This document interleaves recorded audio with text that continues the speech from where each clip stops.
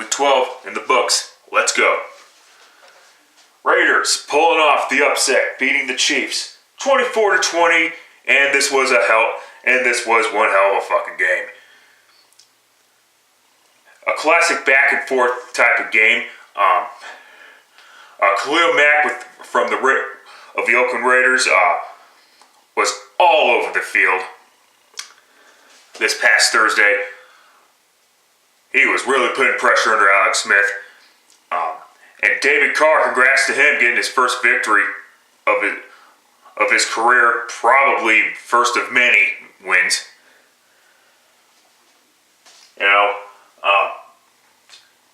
The Raiders running game, I forget the running back's name, but Murray, not DeMarco Murray, but the other Murray, 2 touchdowns on the ground, which is important because the Chiefs had never given up a rushing touchdown this season up until the Raider game.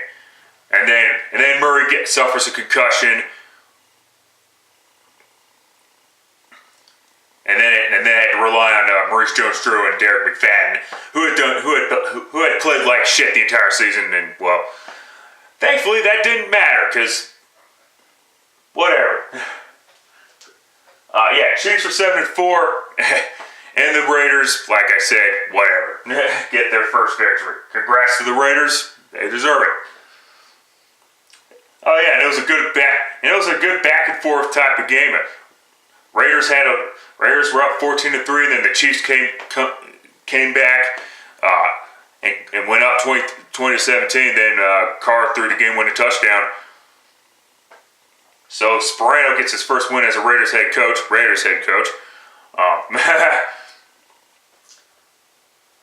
That's what it is. All right, Packers defeating the Vikings 24-21. This was a very interesting game. A lot better than that one earlier in the year where the Packers kicked the shit out of the Vikings. Obviously, Teddy Bridgewater played a lot better in this Packer matchup than Ponder did in the early one at Lambeau.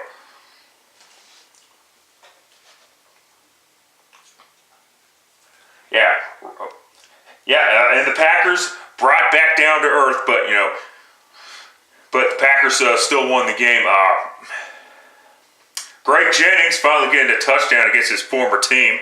I was wondering when that was going to happen, but whatever. So Packers are 8-3 and now hold sole possession of first place.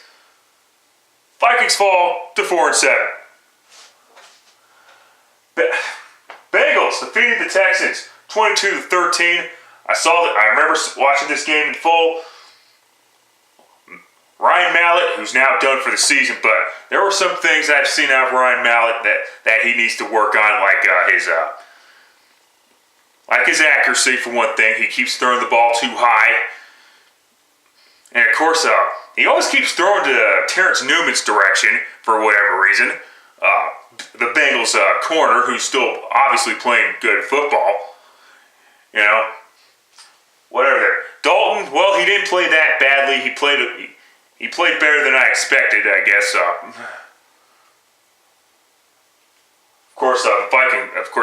The Bengals running game got going, of course.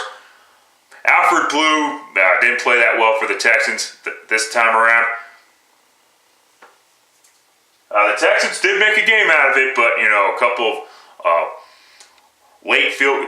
It was 16-13 Bengals, and then the Bengals kicked 2 very crucial field goals, especially the one to make it 22-13 with over a minute left to go, but the Texans were out of timeouts at that point. Bengals 7-3-1. And the Texans fall to 5-6 and are once again 2 games out of first place. And the reason for that, Colts defeating the Jaguars 23-3. So Andrew Luck's streak of 300-yard passing games comes to an end. And Blake Bortles, well, here's what Blake Bortles does well so far, sadly. He throws interceptions. I believe he threw I don't remember how many he threw. I think he just threw 1, but but I believe it was his 15th interception, which is the most in the NFL this year. Imagine that. And the Jaguars played like shit offensively. It's not like the Colts dominated the game, but, you know, it is what it is. Colts are 7-4 and are 2 games ahead of the Texans in first place. And the other 2 teams are garbage. So, the Jags and the Titans. And the Jaguars fall to 1-10. So, there you go. Falcons giving the game to the Cleveland Browns at 26-24. Hoyer didn't play that great of a game, of course, but then again, he threw 3 interceptions. Of course, one of those interceptions was not his fault. That one, especially the one where Josh Gordon was don't know what the fuck he was doing, but whatever there. Yeah, Josh Gordon had a great day statistically, but you know, he could have played a lot better too.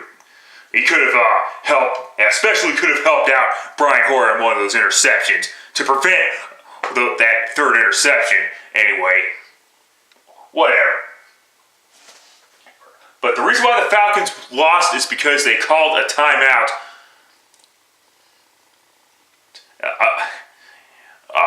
with way too much time left on the clock. Should have waited at least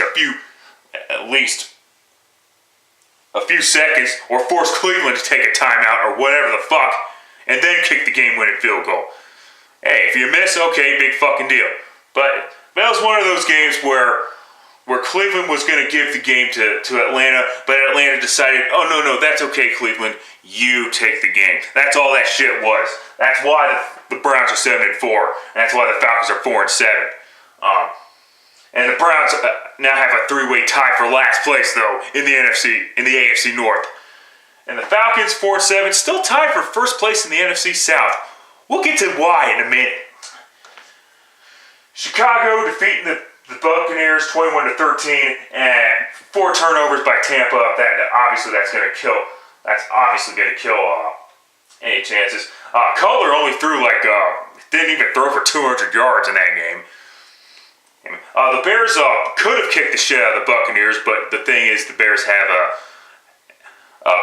Thanksgiving game coming on Thursday or whatever, and they need to save their best plays for that game. They're not wasting their good plays on shitty teams for that. I mean, not much happening there. Patriots defeating the Lions 34-9.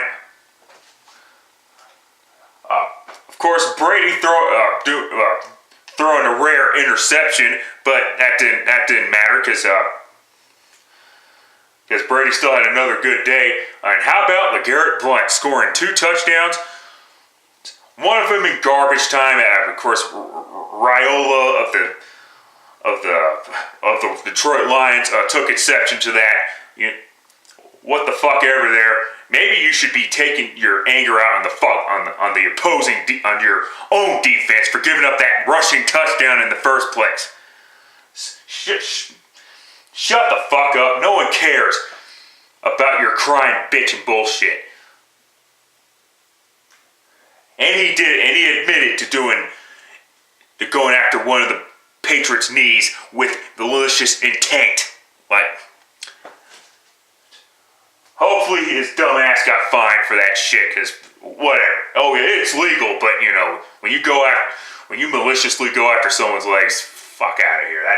That's fucking gorilla blood bullshit. I mean, fuck out of here. Intentionally injuring people is not part of the game. Injuries are part of the game, but intentionally injuring people is not part of the game. The Lions have no one to blame but themselves. Fuck off. Patriots are 9-2. Lions deserve to be out of first place now at 7-4. Eagles defeating the Titans 43-24.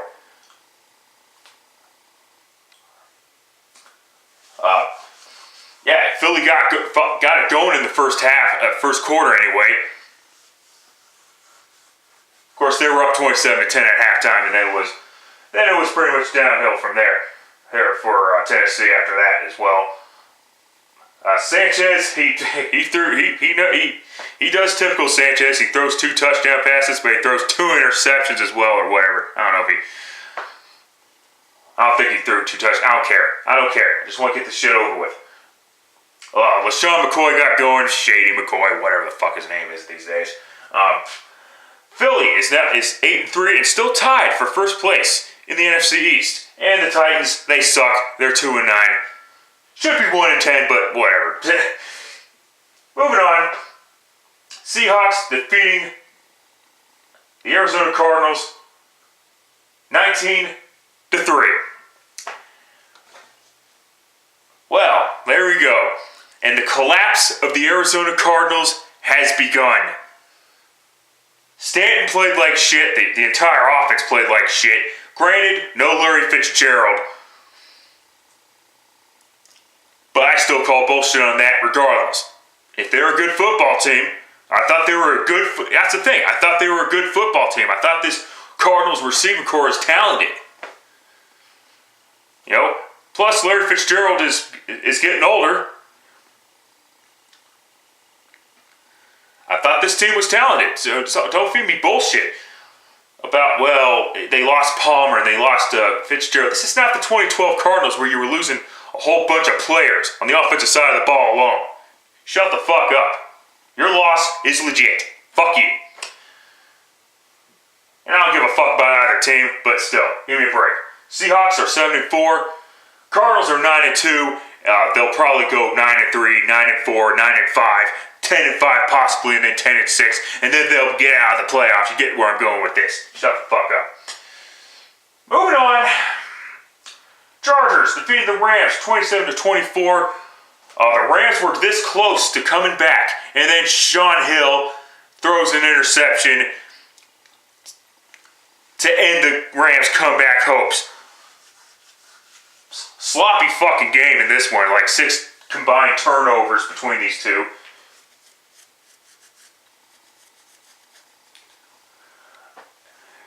Yeah, it just seems that the Rams can't get a break. They can't seem to find that 2-game win streak yet.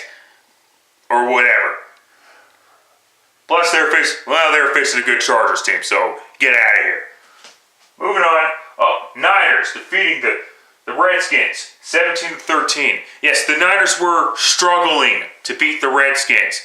But the only reason why they were struggling is because the 49ers have a Thanksgiving game on a Thursday. The same reason why the Seahawks didn't score more than 19 points. They would have kicked the Cardinals' ass 35-3 or something like that, but they had another game to play or whatever. It is what it is. And of course, Robert Griffin III, after running his fat mouth once again, the media's just blown in out of proportion. Shut the fuck up. Because once again, Robert Griffin struggled, got sacked many times by that Niners defense. Bottom line is this, Robert Griffin III didn't do shit. Talented fucking team. You got all these receivers. You got a fucking damn good running back in Alfred Morris. And of course, now Robert Griffin got benched. So, listen, and I'm not hating on Robert Griffin III. I don't give a shit. But at the same time, if he's going to run his fat mouth about how bad his offensive line's been playing, gee, what do you think? And yes, the offensive line is bad, but that doesn't mean you fucking say it. Well, that's because, he's just being honest. Fuck off. Again, when you criticize Robert Griffin III, and you try to hold him accountable, which was what Jay Gruden was trying to do. He should have handled things in a private manner as well. I didn't like how Jay Gruden handled it, but who cares? Get the fuck out of here. And Kaepernick, as far as Kaepernick goes, he's not that bad a quarterback. I'm sorry, he's just not. He's good enough as someone mentioned earlier in the week, he's good enough to win the big games. Although, then again, of course, at the same time, it's fucking ridiculous that he said that because when he had his chance to win the big games, like Super Bowl 47, and then the NFC Championship game last year, fuck out of here. But getting back to the point, Niners 7-4, Redskins 3-8, tied for last place in the NFC East. All right, Broncos defeating the Dolphins 39-36.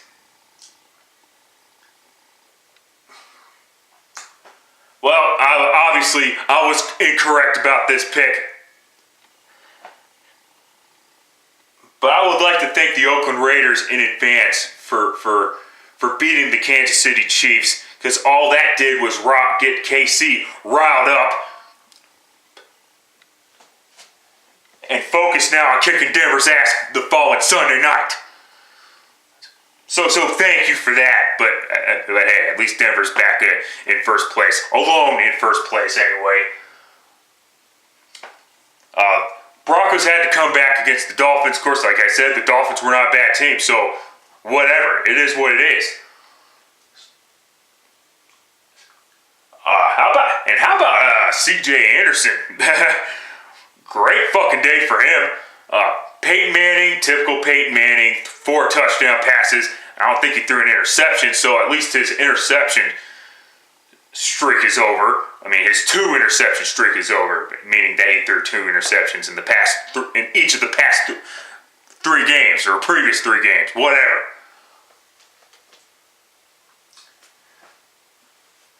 And of course, the Broncos' kicking woes finally come back to bite him in the ass.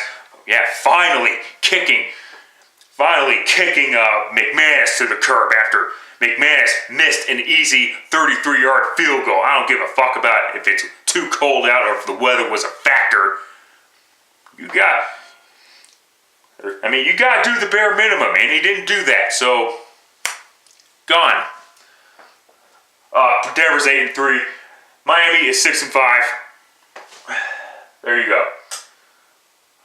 Cowboys defeated the Giants 31-28. What a fucking game this was. How about Odell Beckham Jr. and that awesome touchdown he had? He had an awesome night. But a problem was, so did Dez Bryant, catching 2 touchdown passes, including the game-winning touchdown. And what a shame the Giants actually played one of their better games of the season. Can they build on that and get some wins late in the season to save their season? I think they can. But it is what it is. Cowboys are 8-3 and they've won 8 games already this year. And we got 5 weeks left to go?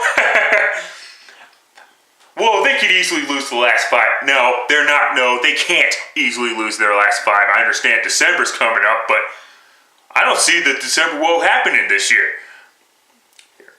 You know, sometimes, whatever, I'm not going to go into that, but Cowboys 8-3, Giants 3-8, and obviously missing the postseason.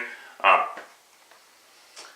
right, in the first of two Monday games, Buffalo defeating the Jets 38-3, kicking the fucking shit out of them. And define irony for me. Okay, define irony. Michael Vick, Geno Smith, the first matchup between the Jets and Buffalo. Geno Smith played like utter shit, loses his starting job to Michael Vick. And by the way, during that game, Michael Vick played like shit. Fast forward to this past week, Michael Vick plays like shit and ends up losing his starting job again, and it happened against Buffalo. But anyway, how about Robert Woods of the Buffalo Bills? Kyle Orton, he's still playing. He's still doing that efficiency shit. And the Buffalo Bills are 2-0 at Ford Field. And they're 6-5, still tied for second place in the NFC East. The Jets dead last in the NFC East at 2-9, and Geno Smith will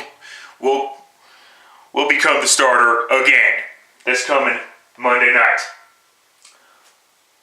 when the Jets host the Miami Dolphins. And let's go.